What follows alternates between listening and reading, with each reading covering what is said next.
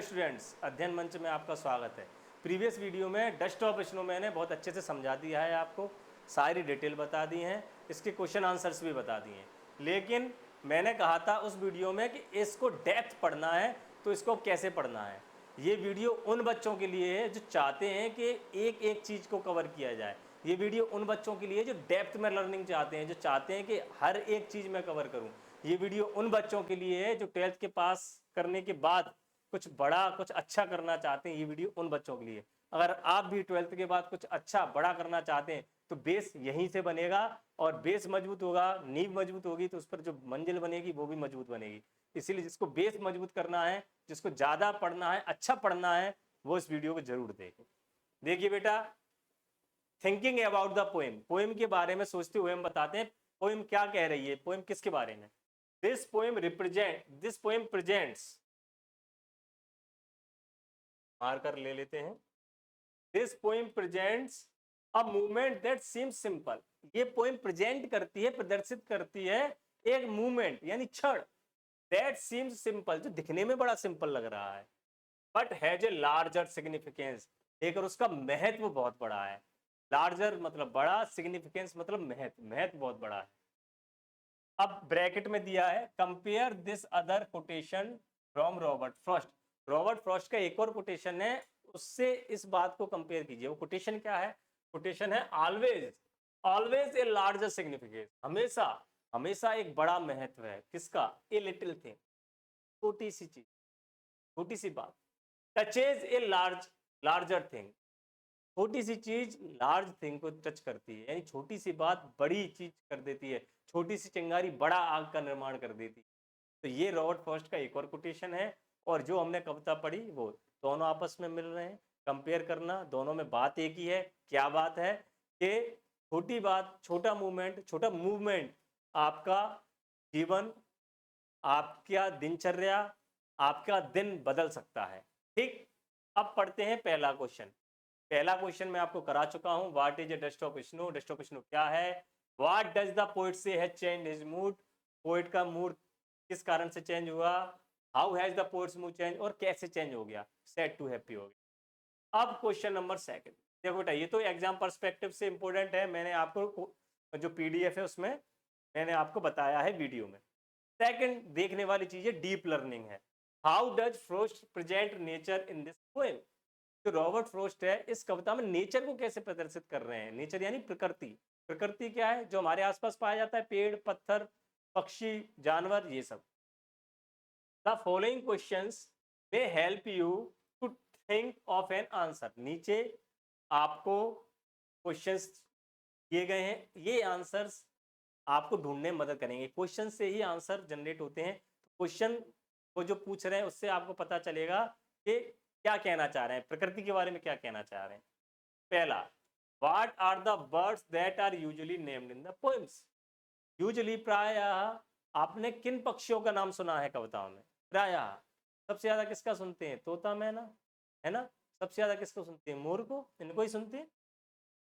Do you think A crow is often mentioned in poems?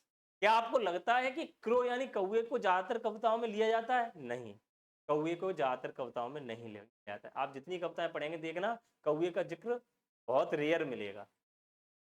What images come to your mind when you think of a crow? जब आप कौवे के बारे में सोचते हैं तो आपके दिमाग में क्या इमेज आती है? क्या आती है? सोचो, क्या इमेज आती है? कौवा आता है, छत पे बैठता है, काव काव करता है, उसकी आवाज कैसी है? कर्कश।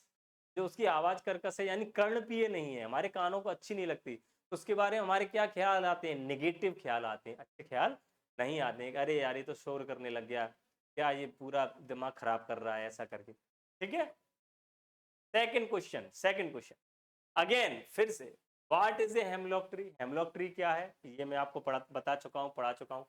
Why doesn't the poet right about A more beautiful tree? Writer ने हेमलॉक ट्री को ही क्यों चुना, जो जहरीला पेड़ है? उसकी बजाय और बहुत सारे सुंदर पेड़ हैं, उनको क्यों नहीं चुना? जैसे कि मैपल, जैसे कि मैपल का पेड़, ठीक है, मैपल यानी चिनार, चिनार का पेड़। ओक, ओक के ऊपर एक कविता है एक सिलेबस में, ओक के ऊपर 4 लंबा सा पेड़ होता है, ओक, ठीक है, ओक का पेड़।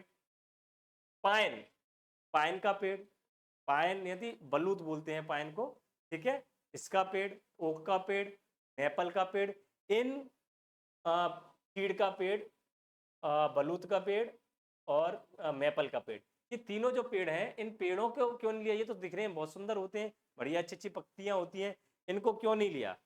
ठीक है,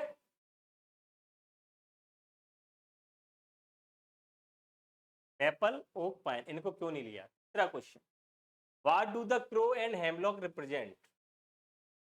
देखो बेटा, व्हाट माने क्या होता है? क्या? क्रो और हेमलॉक क्या रिप्रेजेंट करते हैं, क्या प्रदर्शित कर रहे हैं क्रो और हेमलॉक? देखो, क्रो माने कौवा, कर्कश आवाज, हेमलॉक माने जहरीला पेड़, क्या प्रदर्शित कर रहे हैं? जॉय या सोरो? जॉय माने आनंद, सोरो माने दुख। तो आपको पता है ये दोनों नेगेटिव चीजों को रिप्रेजेंट कर रहे हैं, क्रो यानी कर्कश आवाज और हेमलॉक ट्री यानी जहरीला पेड़। तो ये क्या रिप्रेजेंट कर रहे हैं? नेगेटिविटी यानी सोरो, दुख। इसलिए कवि ने इसका इस्तेमाल किया है। कवि के मन को कवि प्रदर्शित करना चाह रहा है हेमलॉक और क्रो का इस्तेमाल करके, बहुत कम शब्दों में। जैसे मैंने कहा पहले, गागर में सागर बढ़ते हैं, रॉबर्ट फ्रॉस्ट सरल शब्दों में।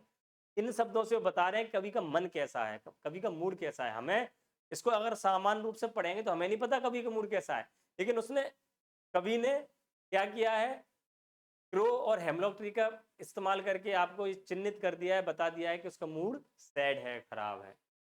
What does the dust of snow that the crow shakes off a hemlock tree stand for? ये समझ लीजिए, डस्ट ऑफ स्नो जो कवि के ऊपर गिरी थी, वो क्या रिप्रेजेंट कर रही है? तो सिंपल समझिए, बस इतना पढ़िए, what does the dust of snow stand for? Dust of snow किस किस पे स्टैंड कर रही है? अब डेथ लगा के जो जो लिखा है ना, ये मैंने आपको पढ़ाया था, रिलेटिव क्लॉज, क्लॉज पढ़ाए थे मैंने, ये क्लॉज है, ये रिलेटिव क्लॉज है, दैट लगा करके जो इस्तेमाल किया गया है, यहाँ से यहाँ तक ये क्लॉज है एक, ठीक है ना। और ये इस आपसे प्रश्न पूछ रहे हैं कि डस्ट ऑफ स्नो किस, क्या प्रेजेंट कर रहा है? तो देखो बेटा, डस्ट ऑफ स्नो क्या है? प्रकृति की देन है, ऐसी देन जो मन को खुश कर देती। डस्ट ऑफ स्नो ऐसी चीज है प्रकृति की जो सैड मूड को हैप्पी कर देती है। अगर इसको हम शाब्दिक रूप से का इस्तेमाल करेंगे, शाब्दिक रूप से बताएंगे, तो dust of snow represent the power of nature that can change one's mood, that can make someone happy, that can make someone well, that can guide someone a right path।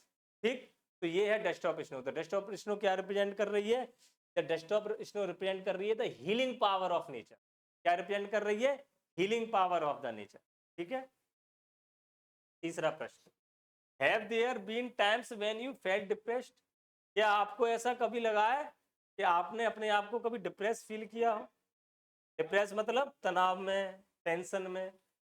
और होपलेस, होपलेस मतलब निराशा में डूबे हुए हैं, कोई उम्मीद नहीं दिखाई दे रही। क्या कभी आपने ऐसा महसूस किया है? Have you experienced a similar movement that change your mood that day? क्या आपने ही कभी की तरह ऐसा ही मूवमेंट फेस किया है जिसने आपकी मूड को बदल दिया हो?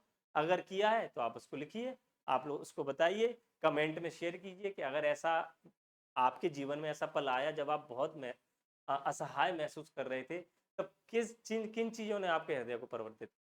क्या वो प्रकृति से प्रदाय की गई थी या कहाँ से आई थी? आप कमेंट बॉक्स में लिखिए, इसका आंसर पेपर में दिया जाएगा, लेकिन हाँ, आपको ये सोचने के लिए विवश करेगा, मौलिक चिंतन के लिए विवश। तो मौलिक चिंतन बहुत ज़रूरी है। आप जब तक सोचेंगे नहीं, तब तक आपका दिमाग आपको नई चीज़ें नहीं देगा। बेटा एक चीज़ ज़रूर है, आपको PDF मिलेगी, आपको लिखा हुआ सब कुछ मिलेगा, लेकिन स्वचिंतन नहीं छोड़ना है। चैप्टर को पढ़िए और खुद विचार कीजिए, खुद सोचिए, खुद विचार करके आपका दिमाग डेवलप होगा। वो केवल केवल क्वेश्चन आंसर रटने से नहीं होगा। मैं तो यही सजेस्ट करूंगा, किताब पढ़िए, खुद विचारों में खोइए, चिंतन करिए, मनन करिए, फिर क्वेश्चन आंसर से याद कीजिए। ठीक है, तो डस्ट ऑफ स्नो ये आपका पूरा हो गया है। ठीक है, इसमें जो महत्वपूर्ण मीनिंग है वो है मैपल, ओक और पाइन। तो मैपल मैंने बता दिया चिनार का पेड़ है ना। पाइन मैंने बता दिया चीड़ का पेड़ है, ओक है बलूत का पेड़। ठीक है, और इसमें कुछ ऐसा डिटेल में नहीं है। बाकी आपका ये सिलेबस कंप्लीट हो चुका है, कोई डाउट हो पूछ सकते हैं। और अगर आपको वर्ड टू वर्ड ट्रांसलेशन देखना है, जो इस वीडियो को पहली बार देख रहे हैं, तो एक वीडियो और है डस्ट ऑफ स्नो की, उस पर जाकर के आप उसमें word to word translation question answer देख सकते हैं। ठीक है, इसके बाद अगली वीडियो में हम पढ़ेंगे फायर एंड आइस। ठीक है, तो अध्ययन मंच से जुड़े रहिए, कोई डाउट है पूछिए।